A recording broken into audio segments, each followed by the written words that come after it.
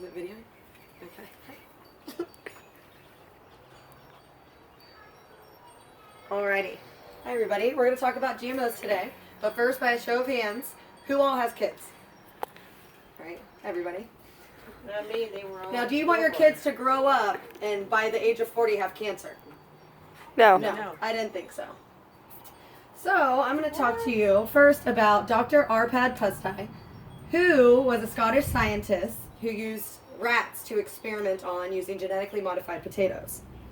And in his experiment, he found that these rats that ingested these potatoes showed stunted growth. They had smaller brains, smaller hearts, smaller liver, and they also had a weak immune system, causing them to have tumors and even cancer.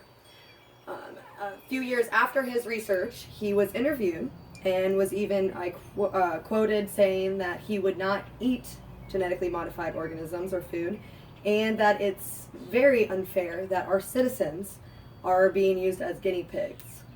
Now let's talk about what GMOs are. Genetically modified organisms, or plants, animals, microorganisms, are organisms whose genetic makeup has been modified using recombinant DNA methods, also known as gene splicing. Now you might ask, is this safe? Well, according to developed countries like Japan, Asia, Europe, they do not think it's safe, and they are actually required to have labels on all GMO products. Here in the United States, however, the government approves of GMOs, do not require to have labels on our GMO foods, and they actually profit from the sales of GMOs. Now, talking about Roundup, I'm sure most of you know what Roundup is. It's herbicide, kills off weeds, and they also have pesticides too. And one of the leading ingredients in Roundup is glyphosate. Now, glyphosate is actually the cause linked to kidney and liver failure. And why I'm talking about Roundup is actually the only type of plants that are able to stand up to Roundup are genetically modified foods, or plants. Now, in a study on highcountrynews.org, in 1993, over 10 million pounds of Roundup was distributed over numerous crops in the United States. Now, in 2015, that tremendously raised to 300 million pounds distributed all over our crops. And this is a little graph showing everything that is glyphosate is found in our crops. Our genetically modified soybeans, there's over 11,900 parts per billion found in our genetically modified soybeans, in our farm animals, in our tap water, even in our baby and children's food. Now, who's controlling this? Monsanto is actually who invented the Roundup. I used to work for them. And numerous plant species are now endangered due to Roundup.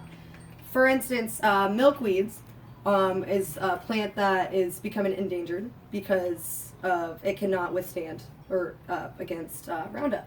Our monarch butterflies actually feed off milkweeds. Also, our bees cannot stand up to Roundup, which they're actually dying. So now our bees are starting to become endangered. In southern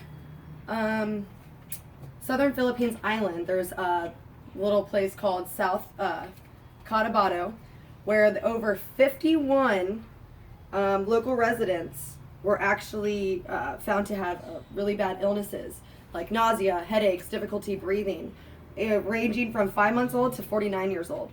Now, every single one of these people had in common, they were only lived 100 meters away from a BT crop. BT crop is engineered to produce their own insecticides by expressing toxins from the soil.